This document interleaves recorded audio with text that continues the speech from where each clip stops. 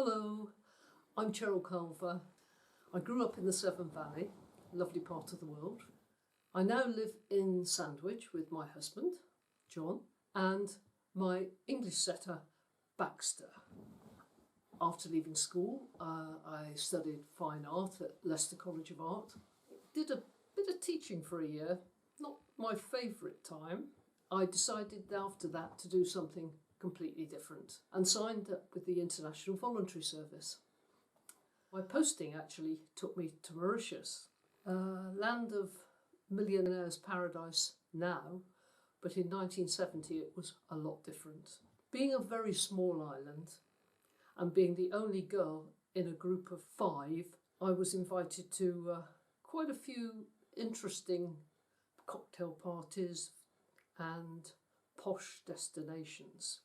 But the first question they asked me was, "What are you doing here?" My reply was, "I am the graphic artist for the Family Planning Association." This did tend to be a bit of a conversation stopper. Before deciding to become an artist, which was the general plan all along, my life was interesting, it was varied, but I won't bore you with it. I was elected as a member of the Royal Society of British Artists in 2003 and elected a member of the Pastel Society in 2004.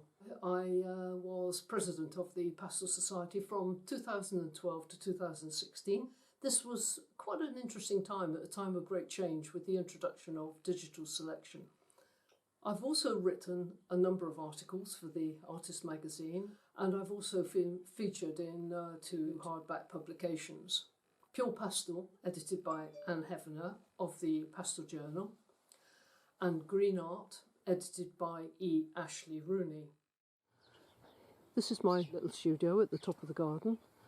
It's an insulated wooden building, and it's home to 1 lady fox and 4 baby foxes who live underneath, and somewhere around the edge, a hedgehog. This is my latest pastel. It's called Headland 2 because I've already done Headland 1, and it's a seascape, as you can see.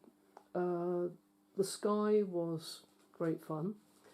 I was quite interested in the luminosity of the sky against the darkness of the cliff.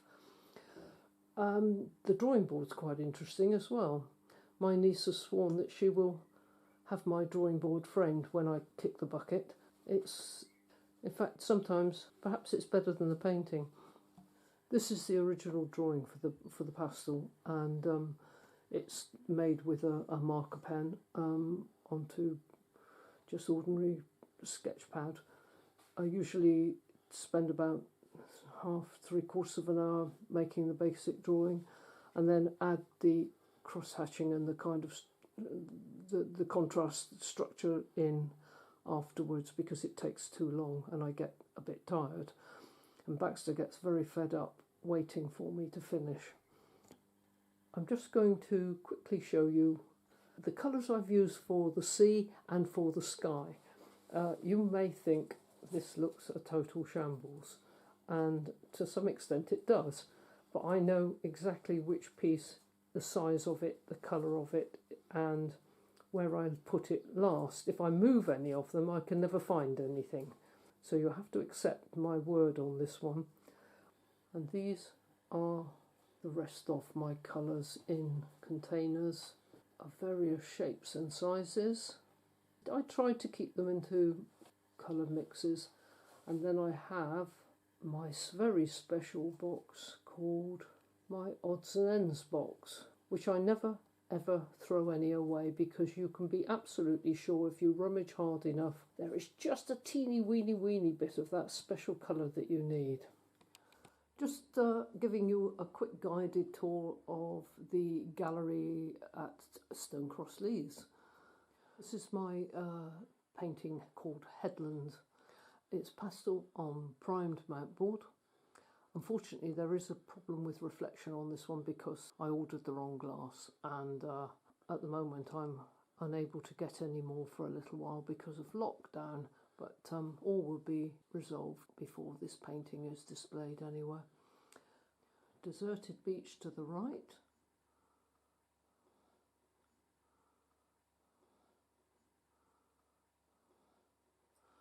the moor in the centre, which was quite an old painting in fact, but one of which I'm particularly fond.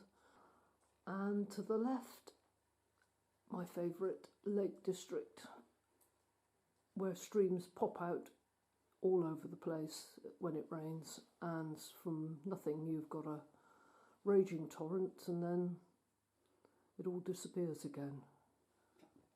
West Coast pastel on primed mountboard. Again, problem with reflection because yet again this is the same batch of wrong glass. Disappointed from my point of view because I love this painting, and it goes back to a drawing from 2010 when we visited the west coast of Ireland. This one's a little closer to home, the black rocks off the coast between Folkestone and Dover. The cliff, obviously a chalk cliff, and it gets things growing all over it, which when it gets covered with seawater, the rocks turn black, or at least a very dark greeny colour. Good old storm roaring up the channel there. Yeah, I enjoyed this one. Mighty rushing water. This one is before the falls, some of them are after the falls. This one was before the falls were to the left. Again, a lovely quiet spot, just me and the water and the trees. Super. Little mountain stream. Again, rocks, mountains, storm, wet. It couldn't be anywhere else but Wales, North Wales possibly. Finally, the last seascape in this recent wave of seascapes, excuse the pun. Again, the west coast of Ireland. Again, drawing done in 2010, and the colours and the beach, the colour of the sand, the sea, the whole area was just magical. I hope you've enjoyed my video, and thank you very much for watching.